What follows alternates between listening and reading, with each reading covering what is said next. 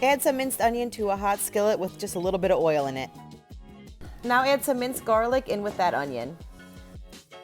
Just cook that for a few minutes until the vegetables are soft. Add one 15-ounce can of tomato sauce to the onion and garlic. Now I'm going to season this with some garlic powder. I'm also going to put in some salt. I'm going to put in some pepper, and I'm going to definitely put in some Italian seasoning. Put in however much of each that you like.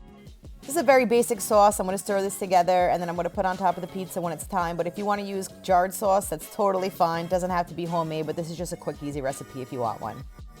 Lightly spray your cast iron skillet with a little bit of cooking spray.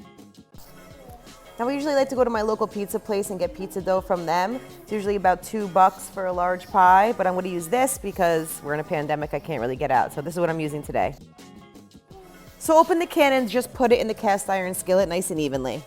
The sauce is done. It's been cooking for a few minutes. That's all you need. And I have the oven preheated to 400 degrees. Now I'm going to take some of this sauce and I'm going to put it right on top of the pizza dough that I have in the cast iron skillet. I'm going to take it straight from the skillet and just pour it on top. Just make life a little easier for me. So put on as much sauce as you want. Some people like to bake the crust a little bit before they put the sauce on. If you like it super crispy and you want to try that way, just put it in the oven for a few minutes. If not, just add the sauce right to the top. Now I'm going to add some shredded mozzarella cheese to the top. Try to shred it yourself if you can instead of getting the stuff that comes in the bag. It just makes a better pizza that way. You can't really go wrong with too much cheese, so just load it up if you're in the mood. I really like to add a little bit of dried basil to the top of the pizza before I bake it. It's just nice to add a little bit of green. It makes it look really good when it comes out of the oven.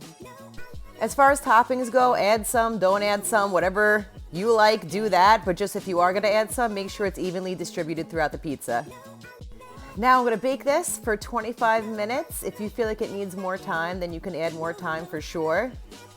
But it should look something like this gorgeous thing when it comes out of the oven. Take it out of the skillet, let it cool for a little bit, and slice it up and enjoy. I hope you guys like this one.